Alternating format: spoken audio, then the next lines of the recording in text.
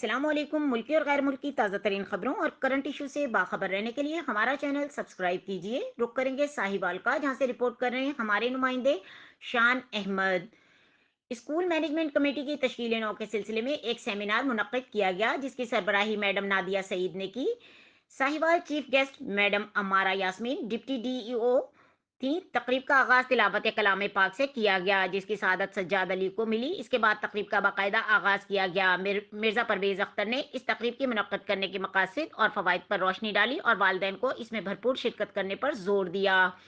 والدین نے کثرت رائے سے متفقہ طور پر اطہر ندیم صاحب کو چیئرمین چنا۔ اس کے باقی ممبران کو بھی والدین کی رائے سے چنا گیا۔ اس دوران والدین نے بینک اکاؤنٹ کھلوائے اور وظائف کی وصولی کی مسائل کا ذکر کیا، جسے اسکول انتظامیہ نے احسن طریقے سے حل کرنے کا وعدہ کیا، اور چودھری اطہر ندیم نے اب بچوں کے روزگار اور ڈیف بچیوں کی شادیوں کے مسائل پر بھی روشنی ڈالی۔ والدین سے ان کے مسائل حل کرنے کا عہد کیا۔ آخر میں میڈم نادیہ سعید نے ایک مرتبہ پھر بچوں کے والدین کا شکریہ ادا کیا۔